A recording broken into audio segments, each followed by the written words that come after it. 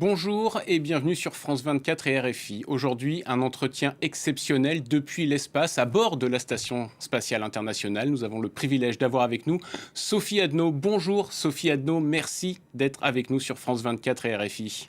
Bonjour France 24 et bonjour aux téléspectateurs. Merci à vous de prendre du temps aussi pour parler la française qui n'a pas les pieds sur terre. À mes côtés pour cet entretien, Baptiste Coulon, journaliste à RFI. Bonjour Baptiste. Sylvain, bonjour à tous. Sophie Adno, vous avez réalisé 2 sorties extravéhiculaires dans l'espace en à peine une semaine pour des opérations de maintenance. On sait que c'est très éprouvant physiquement. Alors ma première question est toute simple. Comment vous vous sentez ? Écoutez, psychologiquement, mentalement, je me sens super bien. Là, c'est mission accomplie. On a réussi à réparer cette antenne malgré tous les soucis qu'on a pu avoir avec les connecteurs électriques, avec les vis, etc. Franchement, on a tout accumulé, tous les pépins mécaniques qu'on pouvait imaginer. Et ben, on les a eus. Et malgré tout, on a réussi à faire mission accomplie. La nouvelle antenne est installée.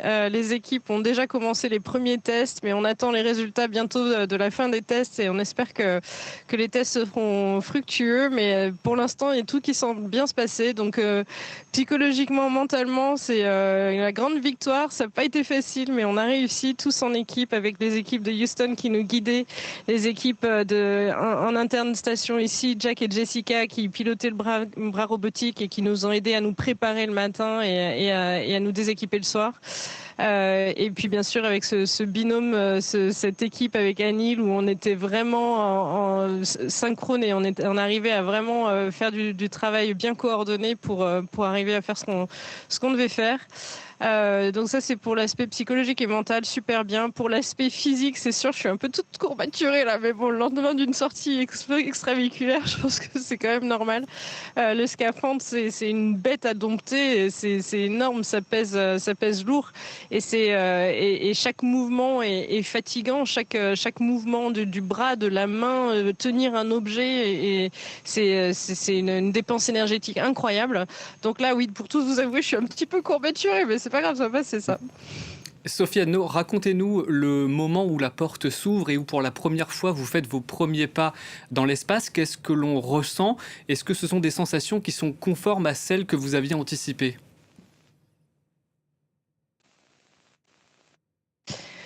Alors oui et non, parce qu'en fait chacun a sa manière de vivre l'expérience, et moi je m'étais préparée justement en recueillant les témoignages de différentes personnes pour demander un petit peu quelles étaient les expériences.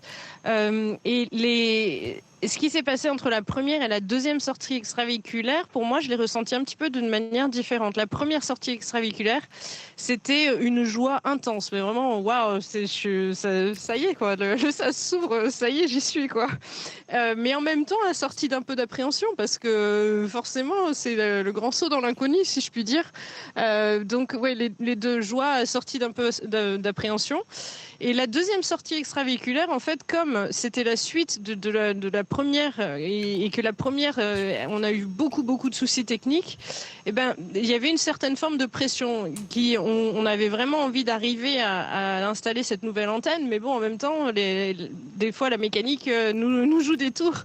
Et donc, une certaine forme de pression. Et pour ça, je me suis appuyée sur les conseils de Claudie, qui m'a envoyé un email la veille, donc avant-hier. Et qui m'a dit Sophie, fais confiance. Fais confiance aux équipes, fais confiance à tout ce que tu as appris, fais confiance aux procédures, fais confiance à tes câbles qui te relient à la station, fais confiance aux câbles qui relient les outils à ton sac. Et du coup, je me suis vraiment raccrochée à ce conseil et merci encore, je lui témoigne tous mes remerciements parce que voilà, quand le SAS s'ouvre, là, on se dit bon, c'est le moment de faire confiance à tout ce qu'on a appris, les équipes sont prêtes, on est prêts, nous en équipage et donc let's go. Et est-ce que finalement d'avoir fini cette mission en 2 sorties au lieu d'une seule comme c'était initialement prévu, est-ce qu'il n'y a pas une petite frustration pour l'astronaute que vous êtes, ou est-ce qu'au contraire c'est une opportunité finalement de faire 2 sorties pour le prix d'une ? Alors, pas du tout de frustration parce que vraiment, au vu de tous les pépins techniques qu'on a rencontrés, c'est un miracle d'avoir réussi à passer ça en 2 sorties et pas plus. Voilà, donc clairement, on a eu tous les problèmes de connecteurs électriques, de boulons, etc. Les équipes étaient prêtes, on avait des pages, une trentaine de pages de canons conformes possibles et imaginables, et on les a eu quasiment tous. Bon, au final, je me dis que c'est plutôt bien joué d'avoir réussi à passer ça en 2 sorties tout en ayant le matériel qui fonctionne derrière. Voilà, je vais rester positive.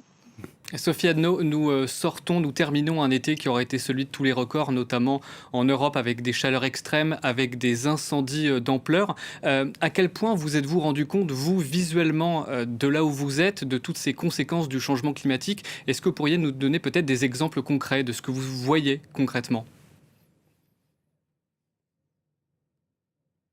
Alors effectivement, ce changement climatique, ou du moins les étés secs et chauds, on les voit, mais c'est flagrant. Déjà, ce qui m'a le plus marqué quand on est arrivé dans cette saison sèche, c'est de voir la différence de couleur. La France, tout cet hiver, parce qu'on a décollé au mois de février, donc la France était verte, enfin, globalement verte.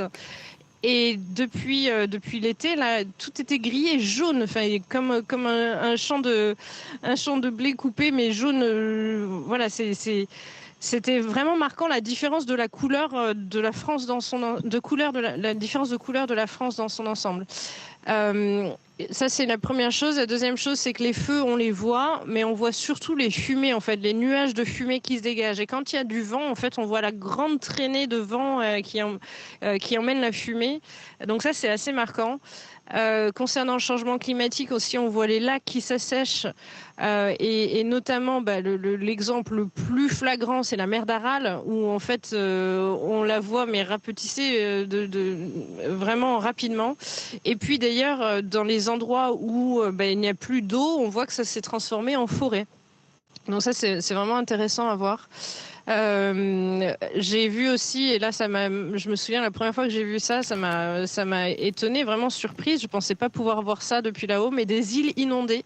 Donc, c'était des îles où on voyait juste qu'il y avait une petite couche d'eau au-dessus, dans des atolls. Et en fait, on se rendait compte que juste en dessous, il y avait une île probablement il y a quelques années. Donc, oui, les conséquences du changement climatique, on les voit très, très clairement depuis là-haut. Est-ce que le fait d'avoir passé du temps dans ce poste d'observation extrêmement privilégié pour voir finalement tout ça de plus haut et donc à une échelle peut-être plus globale, est-ce que ça a changé votre regard? Est-ce que vous vous sentez peut-être un peu plus investi d'une mission avec tout ce que vous avez pu observer de là-haut? Ah bien sûr, vraiment, c'est une expérience transformatrice et je souhaite à beaucoup de personnes de pouvoir la vivre parce que la manière dont on voit la Terre est plus la même. Je suis pas encore rentrée sur Terre, mais je verrai au retour. Mais c'est clair que l'expérience est vraiment transformatrice. Moi, ce que j'aurais envie de partager à mon retour, c'est vraiment partager cette perspective et ce qu'on voit depuis là-haut et juste pouvoir échanger avec les gens et partager cette perspective. Et puis, si ça peut susciter des dialogues, des idées, je sais pas, une avancée dans certains domaines pour prendre soin de la Terre, oui, ça fera partie de ma mission au retour. On vous attend justement de retour sur Terre d'ici un mois environ. La fin de votre mission approche. Est-ce que, quelque part, il est temps déjà de dresser un premier bilan? Et si oui, quel est-il? Quel bilan tirez-vous de cette première exploration dans l'espace?